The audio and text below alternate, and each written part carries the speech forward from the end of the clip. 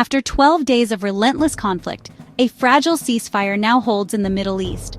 The cities of Tehran and Tel Aviv, once echoing with sirens and explosions, now find themselves in a tense calm. Streets that were deserted during the height of the violence are slowly coming back to life, but the scars of war are still fresh in the minds of millions. Families cautiously emerge from shelters, and the world watches anxiously, hoping this uneasy peace will last. On June 13th, conflict erupted between Iran and Israel, sending shockwaves across the region and beyond. The sudden escalation drew in the United States and other regional powers, each scrambling to respond to the rapidly deteriorating situation.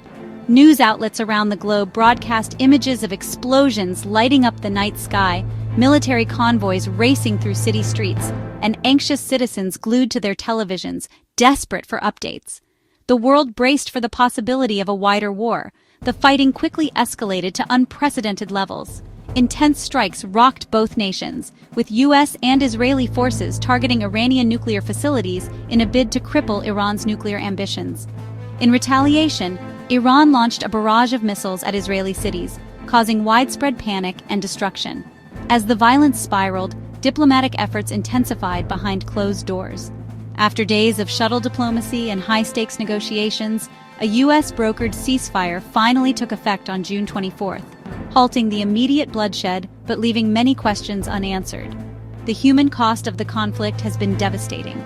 Both sides reported dozens of casualties, including innocent civilians caught in the crossfire and nuclear scientists targeted in Iran.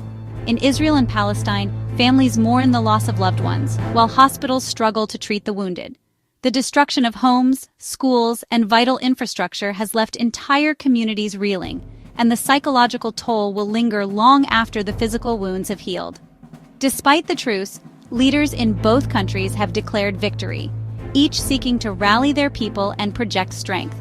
Iran's leadership remains defiant, vowing to continue its nuclear program regardless of international pressure. Meanwhile, Israel's government warns that it will not hesitate to strike again if provoked. The rhetoric on both sides is fierce, and the risk of renewed violence remains ever present. For now, the ceasefire is holding, but the underlying tensions have not been resolved. The ceasefire has brought some immediate relief. Airspace over the region has reopened, allowing flights to resume and reconnecting families separated by the fighting. Oil prices, which spiked during the conflict, have begun to stabilize, offering a glimmer of hope for the global economy. In Tehran and Tel Aviv, daily life is slowly returning to normal, but the sense of uncertainty lingers. People remain wary, knowing that peace in the Middle East is always fragile. For now, diplomacy is back in the spotlight. International mediators are working tirelessly to prevent a return to violence, while both militaries remain on high alert. Patrols continue along tense borders, and missile batteries stand ready, a stark reminder that the threat of renewed conflict is never far away. The world's attention is fixed on the region, hoping that dialogue will prevail over destruction. The situation remains volatile, and the world is watching for what comes next. As diplomats gather at the United Nations and anxious crowds follow every development, the hope for lasting peace is tempered by the reality of deep-seated mistrust. The coming days will be critical in determining whether this ceasefire marks the beginning of a new chapter or just a brief pause in a long and dangerous rivalry.